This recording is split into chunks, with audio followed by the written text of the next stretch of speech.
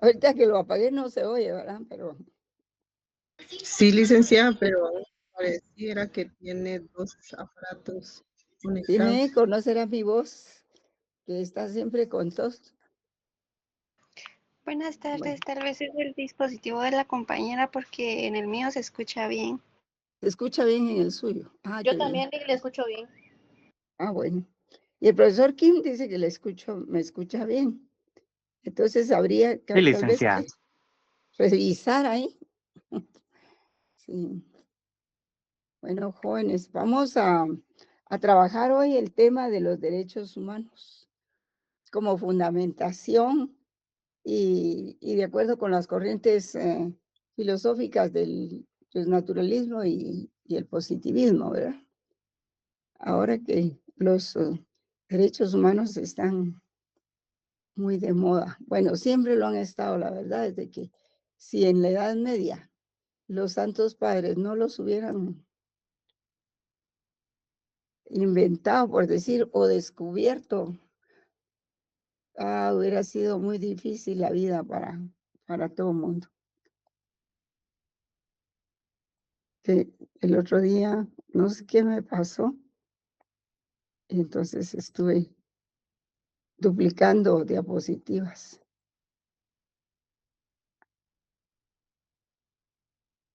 Pero ya casi llego a la meta. Las sí me faltan bastante.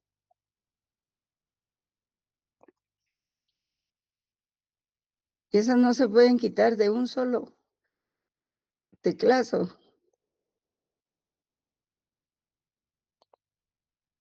Es que puse mi codo creo que en intro, y ahí fue donde empezaron a salir estas filminas en blanco. Pero ya estamos casi.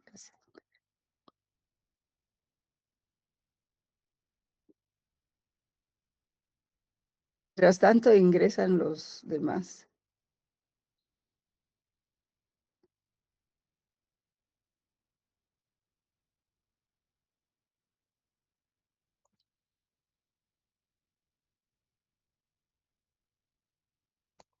Muy bien.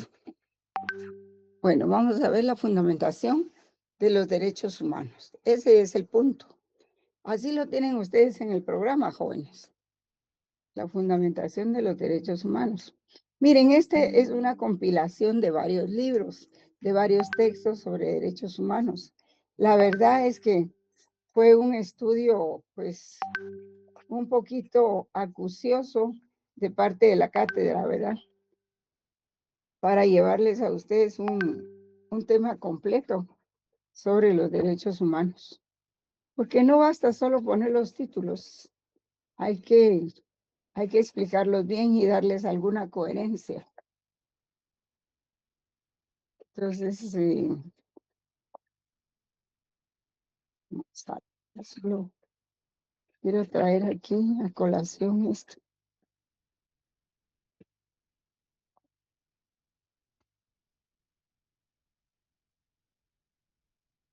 Bueno, ¿qué es fundamentación? Empecemos por ahí. Solo voy a dar ingreso a quienes se quedaron fuera.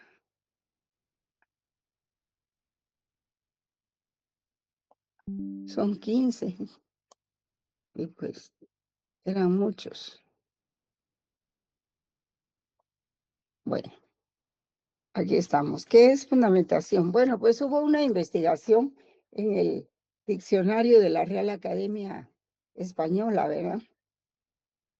Y eso que ustedes ven ahí en la filmina, que lo pueden leer perfectamente, es lo que se encontró como significado de lo que es fundamentación en general, ¿verdad? No todavía fundamentación de los derechos humanos, sino solamente lo que se refiere a la fundamentación, ¿verdad? Así es de que, dice, según la RAE, señala que la razón principal o motivo con que se pretende afianzar y asegurar algo. Es decir, que la fundamentación es la razón principal o motivo con que se pretende afianzar y asegurar algo. Esa es la fundamentación. Hasta con las columnas de cemento hay fundamentación, ¿verdad? Vamos a ver aquí.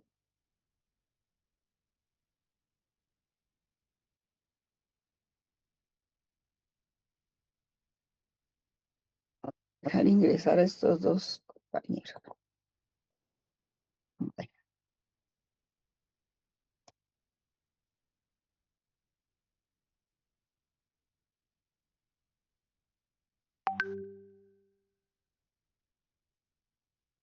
Entonces, y dice, es para asegurar algo, dar la razón principal o el motivo con que se pretende afianzar y asegurar algo. Relacionándolo con el sistema de derechos humanos, significa aquella realidad social sobre la que se asientan los derechos humanos con la pretensión de afianzarlos, de asegurarlos en cuanto a su origen y la fuerza determinante de los mismos, porque hay poder ahí, ¿verdad? Hay poder también en los derechos humanos. Y hay poder porque han provenido de instrumentos internacionales que corresponden, que son parte del derecho natural, y eso les da más fuerza para imponerse. Además, pues siempre las cosas buenas se imponen al final a las cosas malas, ¿verdad?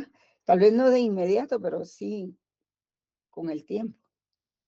Entonces dice, fundamento, principio, base, razón o motivo principal en que se basa una cosa. Es la raíz, pues de la raíz, el principio y origen de una cosa inmaterial, ¿verdad? Que es solo percepción. Y aunque no los podamos tocar, ahí están, son valores también. Es una noción de causa formal en el sentido de la razón de ser algo, ¿verdad? Eso es el diccionario Sopena. Aquí hay algunas de sus características, ¿verdad? Característica es algo que no puede faltar en un concepto o en una definición, ¿verdad? Es algo que define, que tipifica las cosas. Entonces, por ejemplo, dice aquí características, veamos. Su carácter social. Pues por su carácter social, porque se dan en la sociedad de seres humanos, fundamentalmente. Y por su carácter social pueden ser reconocidos y promovidos también. Esperemos que ahora en Guatemala le demos una vuelta, regresemos a los derechos humanos, ¿verdad, Juan? Porque es necesario. Entonces, otra característica dice es que es un valor social fundamental de la dignidad. La dignidad es una palabra que se acuña más o menos un poquito como a la mitad de la Edad Media, dicen que albarda sobre aparejo, ¿verdad? Pero, por ejemplo, dice, es un valor social fundamental, la dignidad de la persona humana. Por supuesto que es un valor fundamental. Es lo que hace que sea la persona en sí, ¿verdad? Hacia sí, per sí y hacia otro, ¿verdad? Su carácter histórico en diferentes culturas, sí. ¿Cómo es esta característica, jóvenes?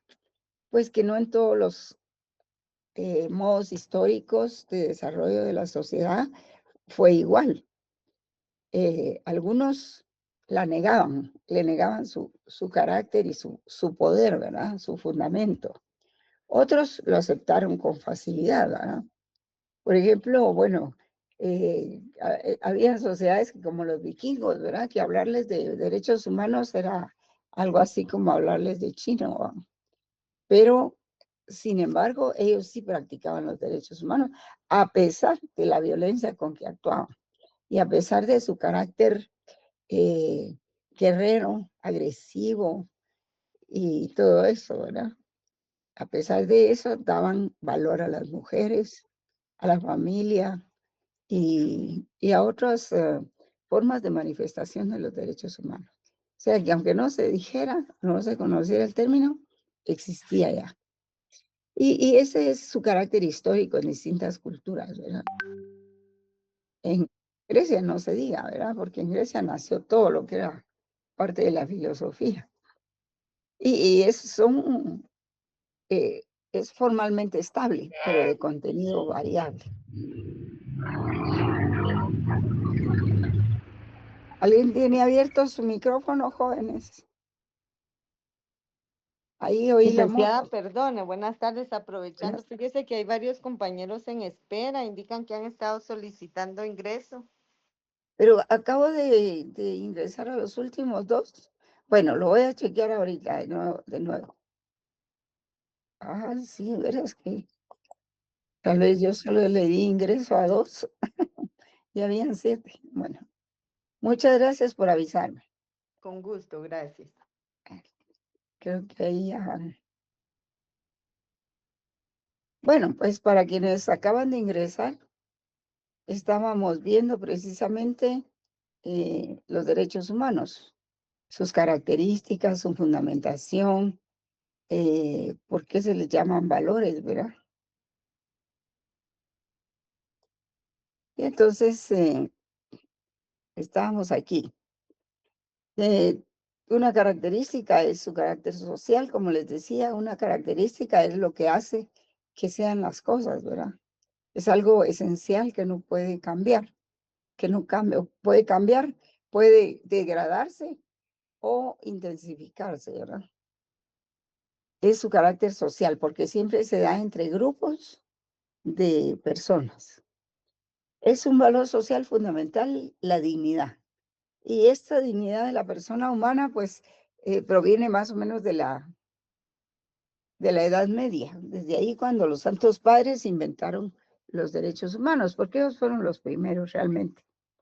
El hecho de que fuera por ejemplo, un migrante o un fugitivo que fuera huyendo de los cuerpos de represión o de alguien que lo estuviera persiguiendo, poder entrar a la iglesia y saber que en la iglesia no podían tocar nada los grupos de presión o militares.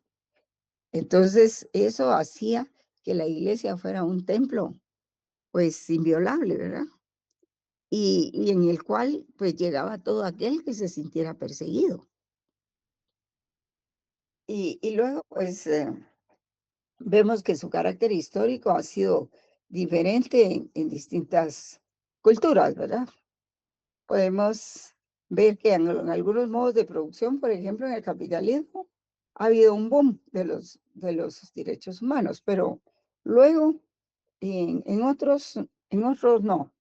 Por ejemplo, ¿cómo vamos a hablar de derechos humanos en el esclavismo, en la esclavitud? ¿Verdad? Cero derechos humanos, no había. Sin embargo, ya se conocía lo que era la justicia, se sentía, se percibía, se intuía lo que era la justicia.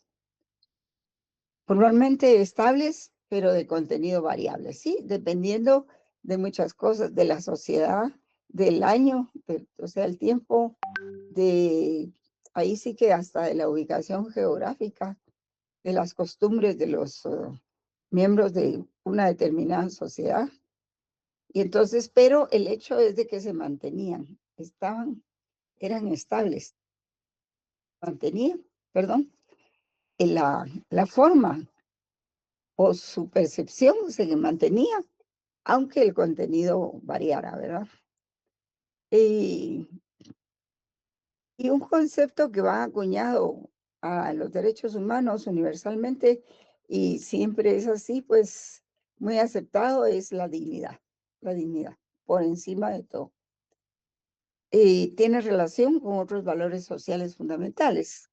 Por ejemplo, la justicia, la igualdad, la paz, la seguridad, la felicidad y otros valores, ¿verdad? Pero hay que tomar en cuenta que, como dijimos en la clase de la vez pasada, que si no había justicia, si había justicia, la igualdad, paz, seguridad y felicidad, todos esos valores estaban bien. Pero si había injusticia, la injusticia se vuelve un antivalor de la justicia y antivalor de la igualdad y de la paz y de la seguridad y de todo, ¿verdad? Todo va en el mismo paquete. Entonces, después de ver eso, es muy importante que conozcamos los tipos, o sea, la clasificación de fundamentación de los derechos humanos. Y estas son 4, ¿verdad? Fundamentalmente son 4. Pónganle mucha atención a esto, por favor. Pónganle mucha atención. Hay fundamentación ético-jurídica o jus filosófica. Y su estudio corresponde a la filosofía del derecho, ¿verdad? Hay fundamentación jurídico-positiva y su estudio corresponde a la ciencia jurídica.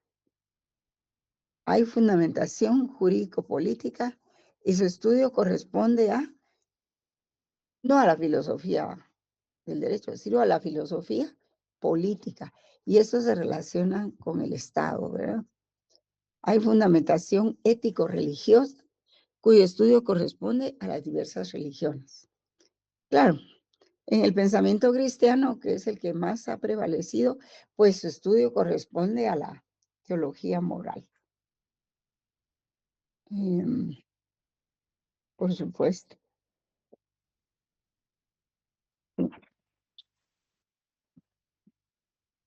Y, por ejemplo, vamos a avanzar un poquito.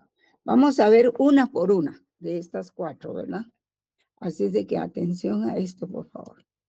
Entonces, la primera es la fundamentación ético-jurídica de los derechos humanos, ¿verdad? Escribía un profesor Alvarado Dávila algunas disquisiciones acerca de este punto, ¿verdad? Pero fundamentalmente se refería a lo que consideraba Kant. Y en su introducción él decía que la labor que emprende Kant para elaborar la teoría del derecho parece haber sido estimulada por la Revolución Francesa, en donde, según Emile Bayer, Kant percibió cierta tendencia moral en el hombre a darse su derecho de implantar la constitución política. Pues aquella constitución política que considerara mejor, que no admitiera una constitución republicana. Fíjense qué diferencia, que sí hay diferencia entre una constitución política entonces y una constitución republicana. Y voy a ingresar más personas.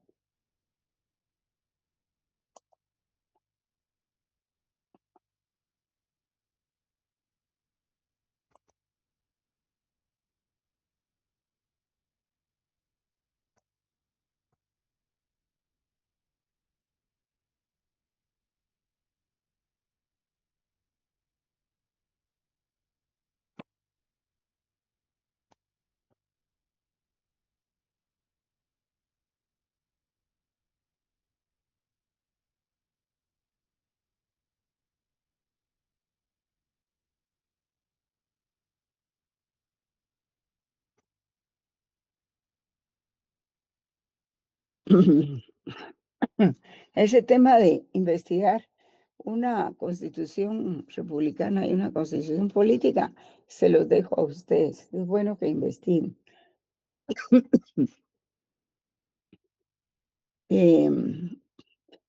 Pues él decía que había que implantar la constitución política y no una constitución, perdón.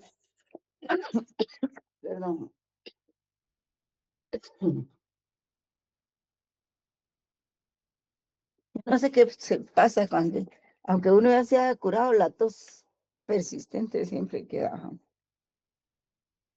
Entonces, por su parte, Nicolás Afgano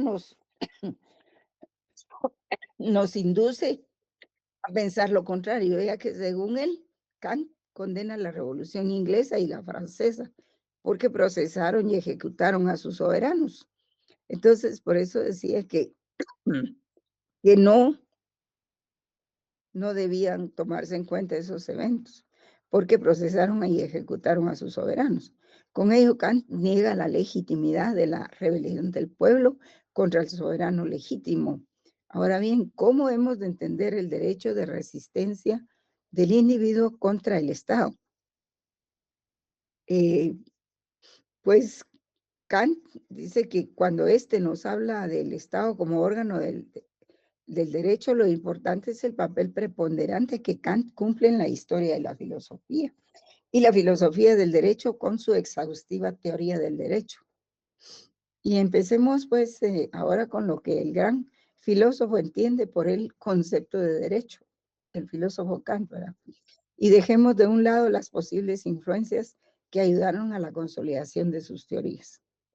Entonces, la ciencia de las leyes de la libertad, por ejemplo, para poder definir el concepto de derecho, Kant emplea el término ético en dos grandes sentidos, uno estricto y otro amplio.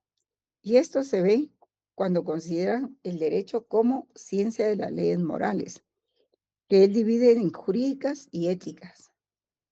Kant considera a la ética como la ciencia de las leyes de la libertad, en donde la legalidad es válida también para la teoría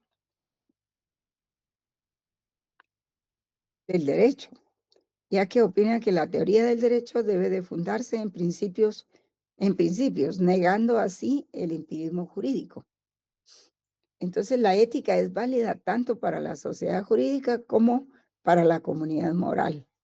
La ética abarca como sistema de fines el fin del derecho y por consiguiente recae también sobre la teoría del derecho. La significación universal de la ética se presenta como teoría general de los deberes. ¿Qué les recuerda esta frase? Teoría general de los deberes. ¿A qué concepto podría deberse también? Tal vez a la teoría general del derecho, no sé. Sí, no. Digamos, en filosofía sería a la deontología, ¿verdad? Que es la teoría de los deberes. Deontología. Pero lo felicito por participar, compañera. Entonces,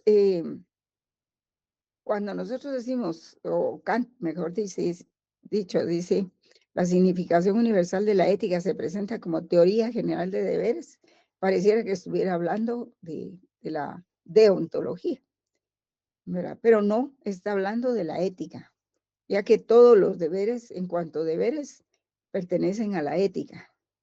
Por otro lado, al considerar Kant el Estado en tanto estado de naturaleza ético, la ética adquiere entonces un sentido estricto, al considerarla en su significación como ciencia de la voluntad moral y de la comunidad moral.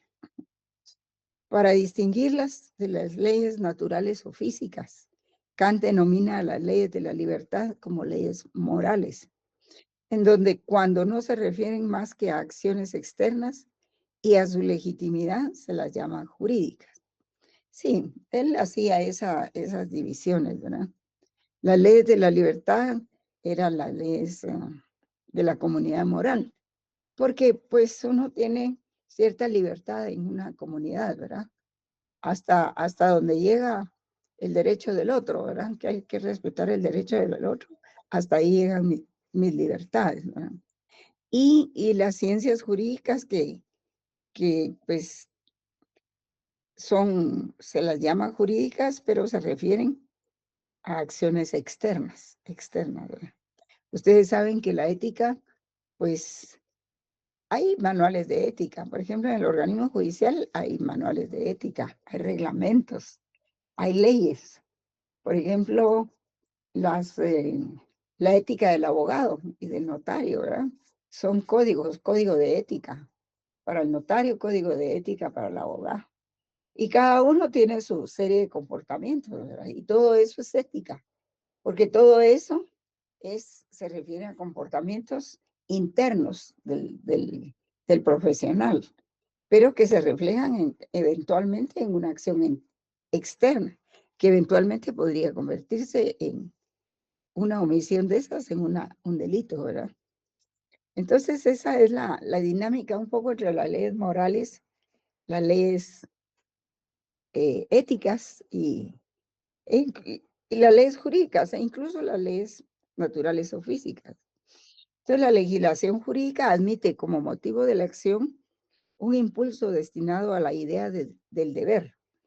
La legislación jurídica, al no exigir que la idea interna del deber sea por sí misma un motivo determinante de la voluntad, considera sus deberes como deberes externos, mientras que en la legislación ética sus deberes no pueden ser externos, sino más bien internos. El derecho, al ser una legislación jurídica, toma en cuenta las relaciones externas entre una persona y otra persona. Y a este respecto, lo reconoce claramente, pues según eso, el derecho es cuestión de medidas de fuerza externas tendientes a asegurar aquel orden social sin una ulterior intención. Hay que separarlo netamente de la moral, que mira exclusivamente los deberes internos. Y el derecho considera las relaciones externas entre las personas debido a las influencias que sus acciones se pueden ejercer mutuamente, en que sus acciones se pueden ejercer mutuamente. La legislación ética y moral es para Kant aquella que de una acción sea un deber y que al mismo tiempo da este deber como una motivación, como un motivo, ¿verdad?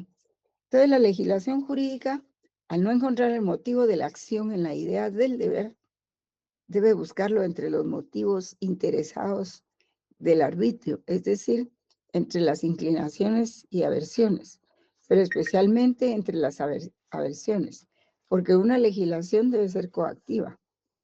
Para Kant, el control moral y el orden jurídico son completamente diferentes. El orden jurídico liga solo la libertad. En el orden jurídico liga solo la libertad externa del hombre.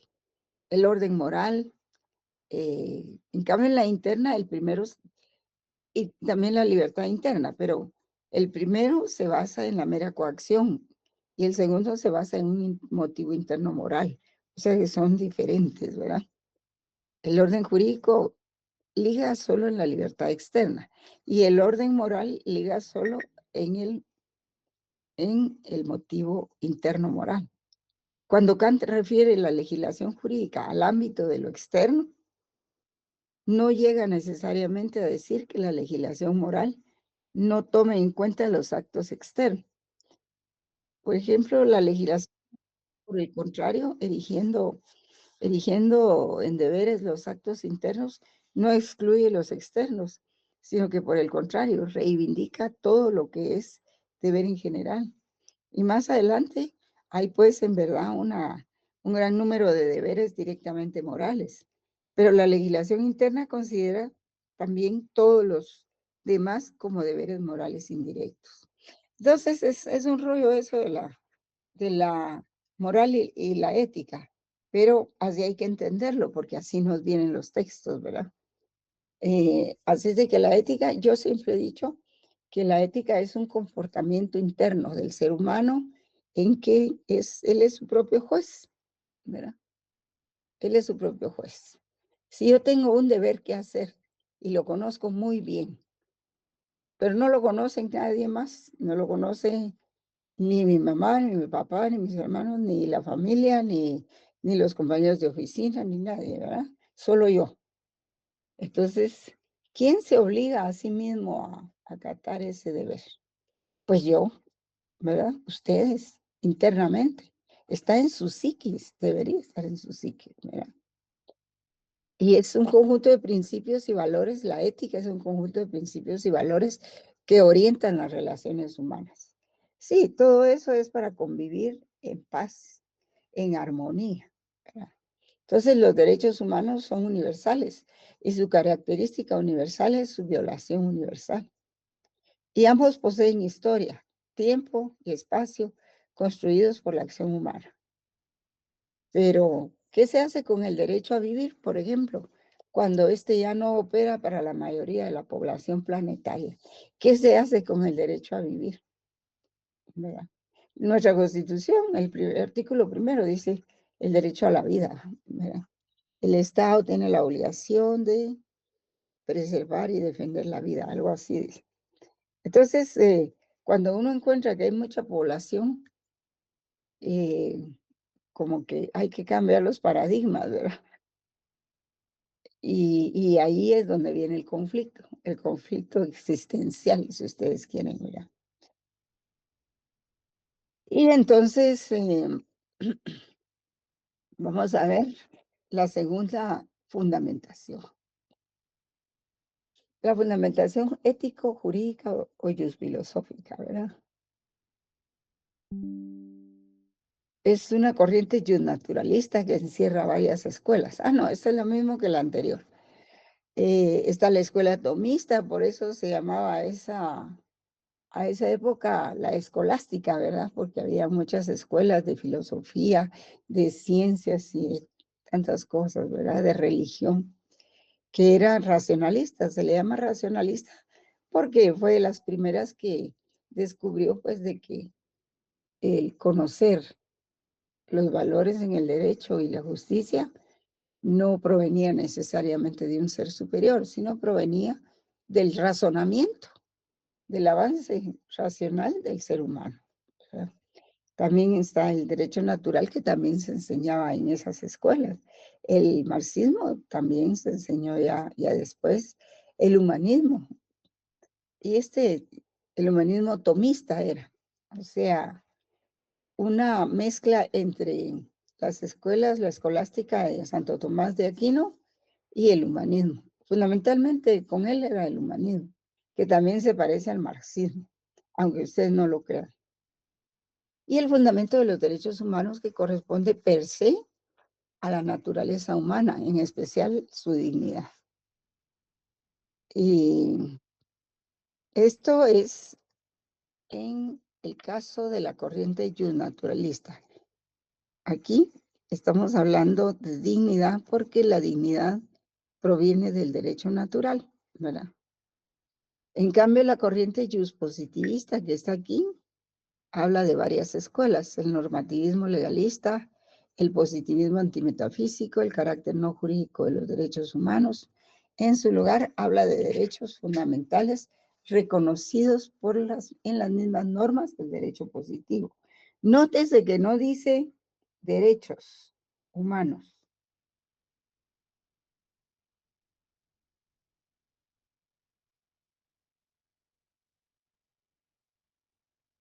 Entonces vean ustedes que en este caso, la corriente naturalista, hagan esa distinción y fíjense muy bien en esto. Habla del fundamento de los derechos humanos que corresponde per se a la naturaleza humana y a su especial dignidad. Es en la corriente naturalista que se habla de la dignidad. En cambio, en la corriente positivista, que es el derecho positivo, el derecho opuesto, ¿verdad? Si bien se habla de escuelas como el normativismo legalista, el positivismo antimetafísico, el carácter no jurídico de los derechos humanos, en su lugar, es decir, la corriente positivista habla del carácter no jurídico, fíjense bien, de los derechos humanos. Y en su lugar no habla de dignidad, sino habla de derechos fundamentales reconocidos en las mismas normas del derecho positivo, ¿verdad? Esas son dos posiciones. Entonces,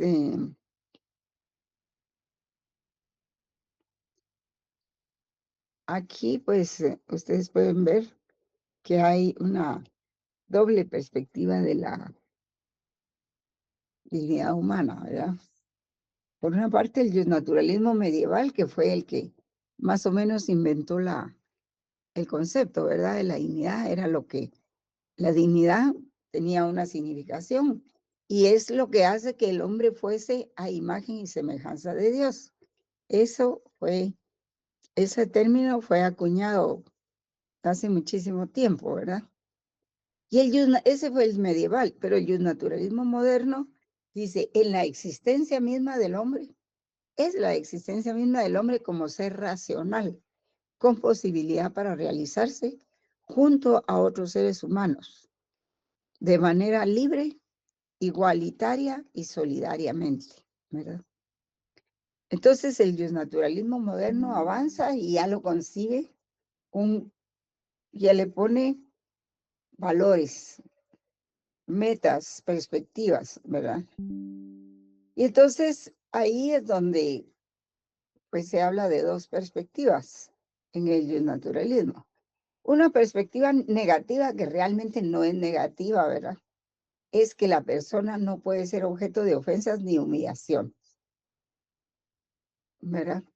Y la otra perspectiva positiva es la afirmación de la dignidad humana, que significa el pleno desarrollo de la personalidad y sociabilidad. Jóvenes, ahí en los materiales que les dimos, ahí está esto precisamente. Hay que leerlo. ¿Y qué es el pleno desarrollo de la personalidad y de la sociabilidad de una persona? Aquí lo vamos a ver. Vamos a ver.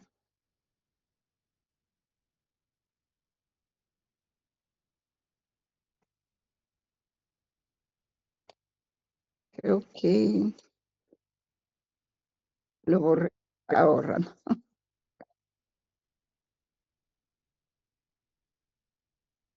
Bueno, sí.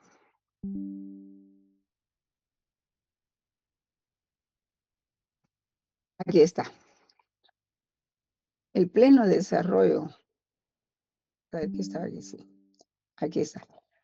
¿Qué es el pleno desarrollo de la personalidad en sentido ético? Lean ahí, jóvenes, un momento.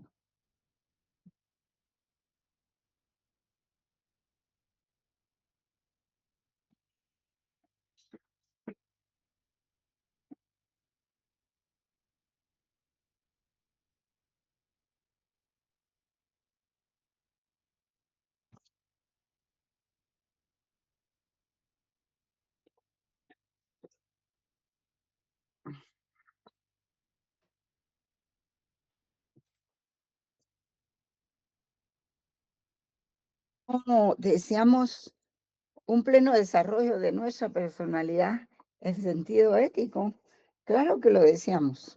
Y algunos se empeñan en ser mejores estudiantes, sabios, diligentes, todo, en fin, conocerlo todo a profundidad. Y eso es el pleno desarrollo de la personalidad en sentido ético, porque hacerse responsable uno mismo de su formación, créanme que es meritorio, ¿verdad? No, yo quiero salir de abogado, pero ser un buen abogado, pues, ¿y qué es ser buen abogado? ¿Tener conectes? Bueno, sí, sí lo es, importante. Tener un conocimiento profundo de lo que son los valores en el derecho, también lo es fundamentalmente. Para no defender a los que no se debe defender, ¿verdad? Y castigar a los que se debe defender. En fin, eso es el pleno desarrollo. Es actuación propia de cada quien sin interferencias, ¿verdad? Es la autodeterminación para la sociabilidad, participación consciente, responsabilidad en diferentes colectivos, como por ejemplo en el colectivo de la familia, del pueblo, de la nación o del instituto, de la escuela, de la universidad donde estamos formándonos, ¿verdad? Pero no quise poner la universidad y todo eso porque no todos llegan a la universidad, ¿verdad? Entonces solo dejé algo general, familia y pueblo. Pues desarrollarse con responsabilidad en todos esos colectivos, ¿verdad? No venderse, ¿verdad? Entre comillas, no venderse. Y Kant distingue a los seres irracionales de la naturaleza, bueno, que son de valor relativo como medios y por eso se llaman cosas. Sí, aquí con esto, lo que quiso decir Kant, que también existen otros seres vivos en el mundo. Son seres irracionales, ¿verdad? Por ejemplo, los animalitos, las plantas, que tienen un valor relativo y por eso es de que la ley los protege también como medios y por eso se llaman cosas. Por ejemplo, nuestros libros también, nuestras libreras, nuestros cuadros, nuestro teléfono, todo lo que nos sirve para tener un pleno desarrollo, ¿verdad? Entonces, todo eso existe, pero como medios. Tienen algún valor, pero el valor es muy relativo. Pero en nada se compara al valor del ser humano, de los seres racionales, ¿verdad? Y es en este renglón que se da el pleno desarrollo de la personalidad en sentido ético. Porque en los seres racionales, o sea, las personas se distinguen porque constituyen fines en sí mismos. O sea, nosotros cada quien somos un proyecto en sí mismos. Tenemos una proyección en la vida, tenemos anhelos, deseos, metas, estrategias, fines, en fin, un montón. Entonces, cada quien traza su vida como puede, ¿verdad? O como le es permitido en el mundo, unos más, otros menos.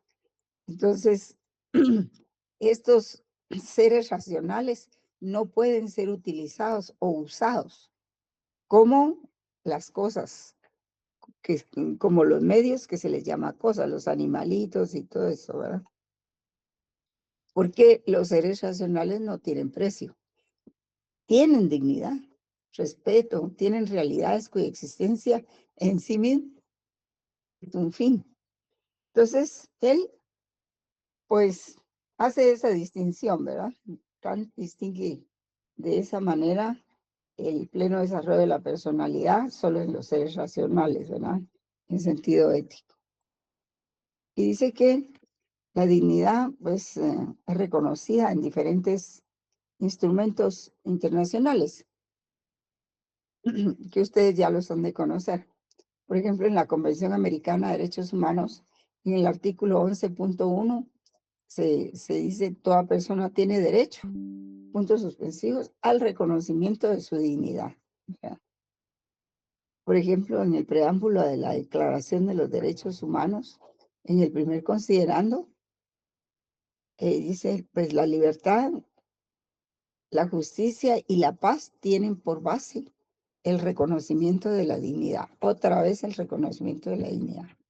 El segundo considerando del mismo instrumento, en el quinto considerando y en el segundo y quinto considerando del preámbulo de la Carta de las Naciones Unidas, las naciones han determinado su fe en, pone 3 puntitos, en la dignidad y el valor de la persona. Entonces, las convenciones, por ejemplo, que son varias, hay una variedad infinita de la lucha contra la discriminación, hay muchos ejemplos, ¿verdad? Contra la mujer, contra el niño, contra las personas de la tercera edad, contra las personas que sufren alguna invalidez, contra las personas de escasos recursos, en fin, ¿verdad? Hay muchos ejemplos de eso.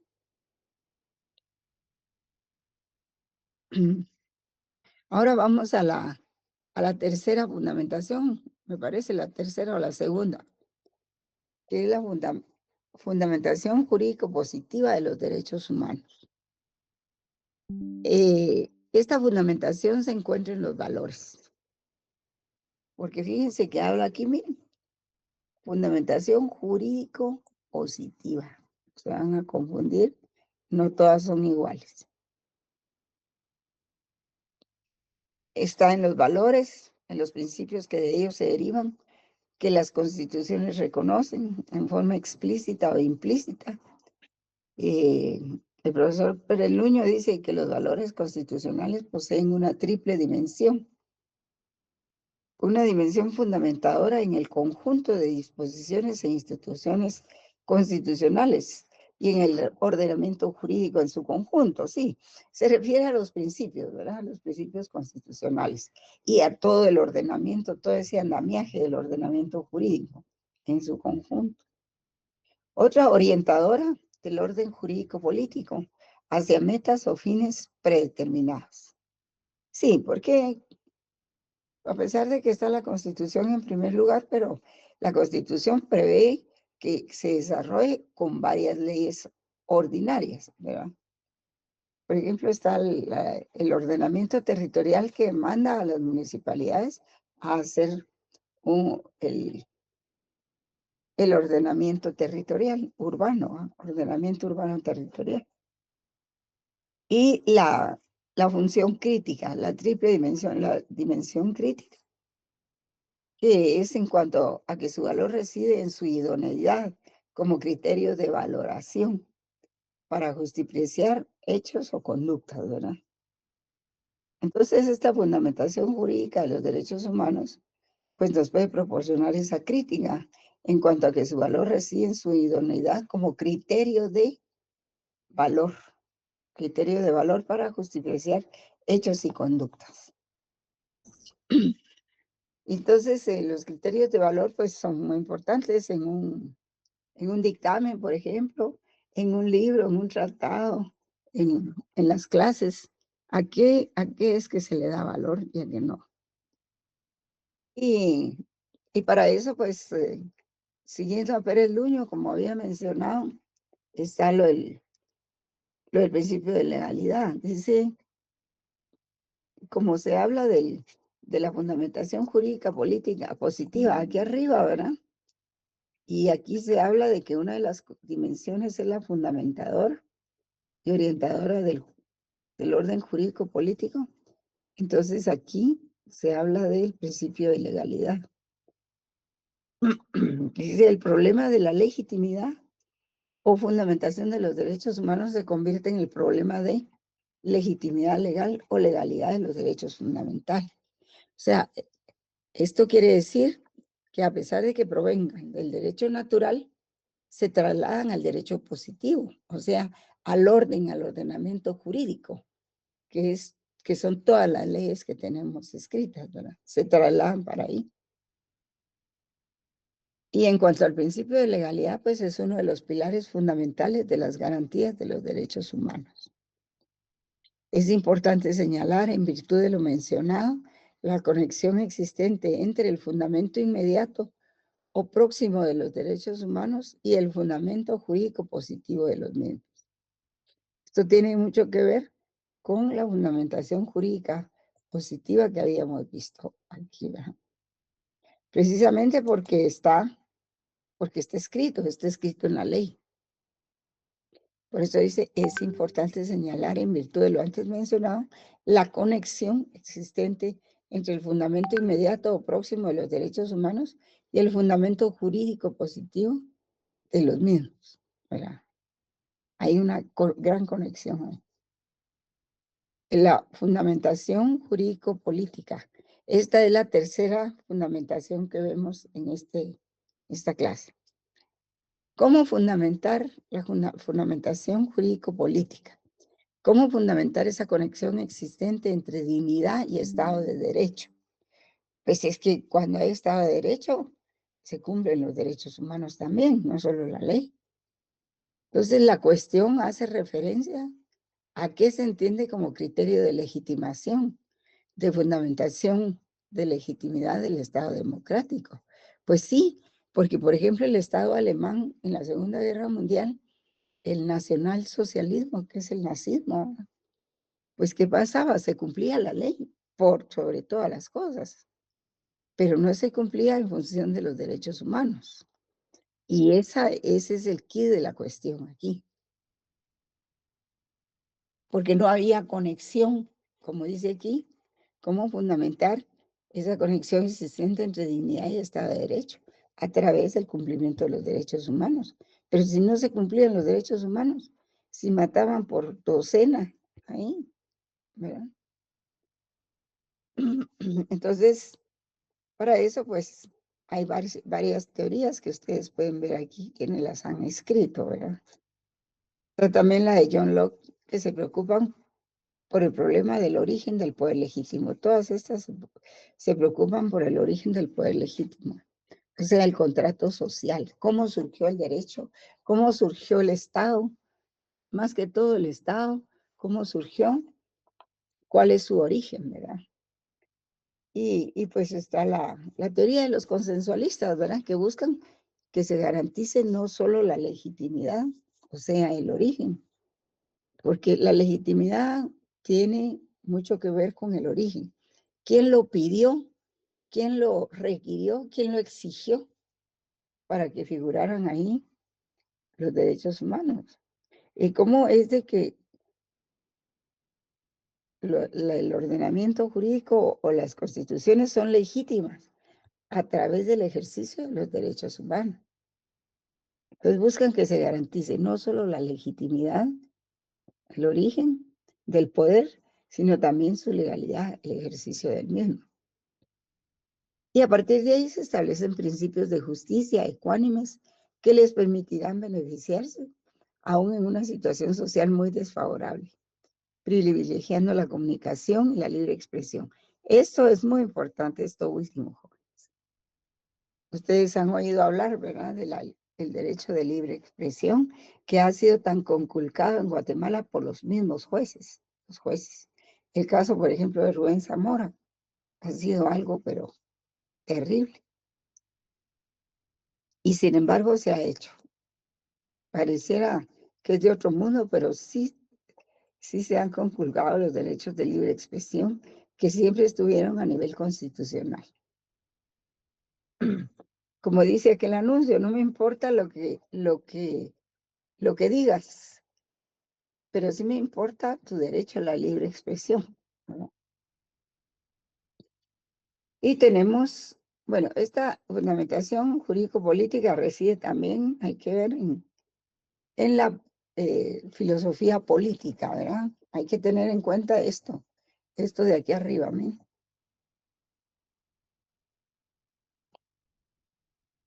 Fundamentación. Su estudio corresponde a la filosofía del derecho, la fundamentación ético-jurídica o filosófica. La fundamentación jurídica positiva, su estudio corresponde a la ciencia jurídica. La fundamentación jurídico-política, su estudio corresponde a la filosofía política. Y la fundamentación ético-religiosa, cuyo estudio corresponde a las diversas religiones, ¿verdad? En el pensamiento cristiano, su estudio corresponde a la teología moral.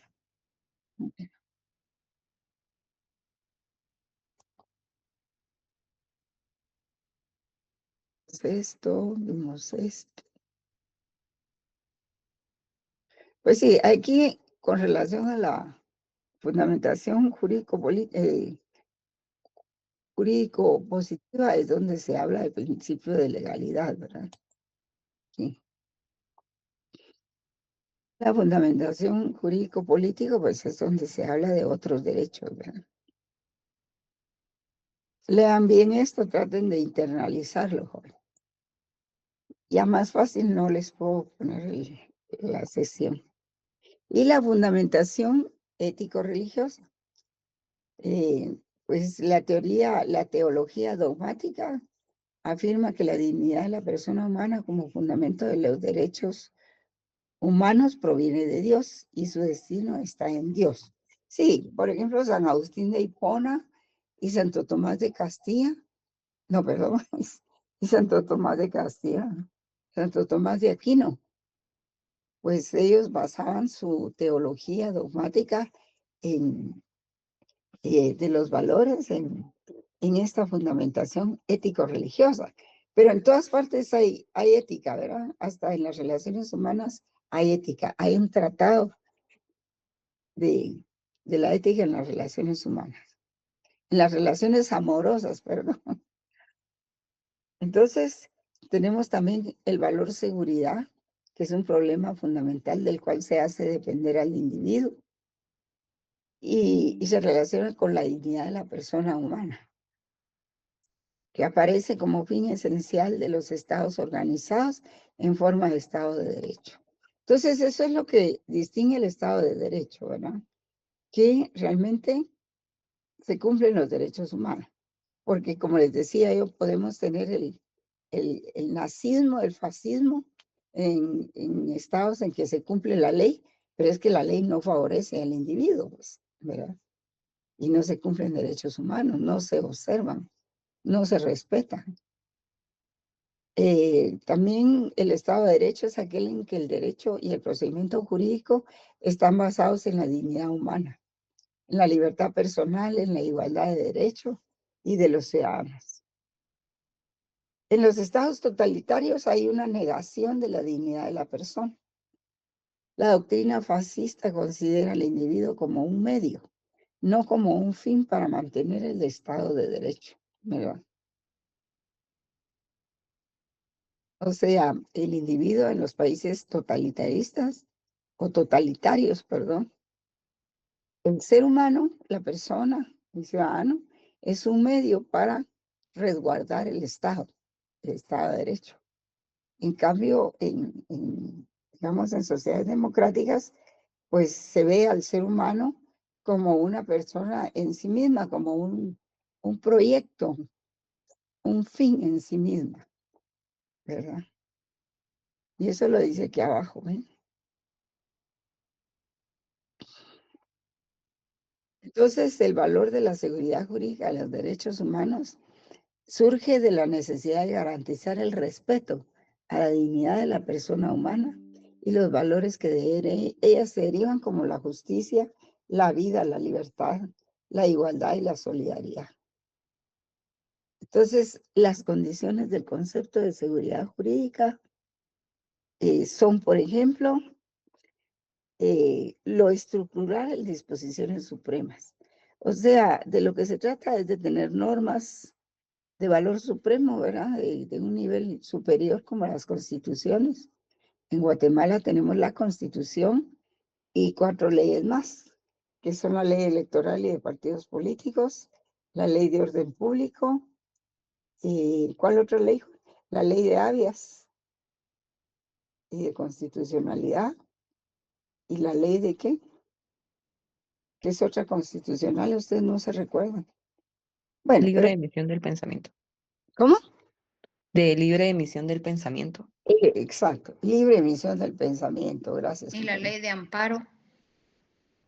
Por eso, la ley de amparo, habeas corpus y de constitucionalidad es la misma. Sí. Por eso, repasemos. Ley de amparo, habeas corpus y de constitucionalidad. Es la misma ley. Ley de orden público. Ley de libre emisión del pensamiento. Ley electoral y de partidos políticos. Y la Constitución. Son 5 leyes constitucionales. O sea, la estructura en esas disposiciones supremas es superior, ¿verdad? Como normas. Y también instituciones de un sistema jurídico que las desarrolla. Una condición funcional que sea una garantía de cumplimiento del derecho para todos los destinatarios y de los órganos encargados de su aplicación. Y el principio de legalidad, pues con sujeción al bloque de legalidad por los poderes públicos y de los ciudadanos. Lo que pasa es que últimamente se ha creado lo que es el neoconstitucionalismo y pues se ha creado con eso una escogencia de varias disposiciones que se les han llamado, de derechos humanos, que se les han llamado bloques de legalidad, bloques de constitucionalidad, para seleccionar normas que protejan propiamente al individuo, al desvalido, al débil, ¿verdad? Entonces surge este otro principio. Vamos a ver lo que es el neoconstitucionalismo más adelante. Aquí vamos a ver una breve descripción, ¿verdad? Ustedes pueden ver ahí que el constitucionalismo fue la novedad. Después de la Segunda Guerra Mundial, todo el mundo quería ser constitucionalista, porque vieron las atrocidades que se cometieron en la Segunda Guerra Mundial. Y entonces, debido a eso, es que todo el mundo empezó a incluir en los derechos humanos dentro de las constituciones. Ya ven que nuestra constitución lo tiene del artículo 1 al 127, me parece. ¿Verdad? Y así están otras constituciones.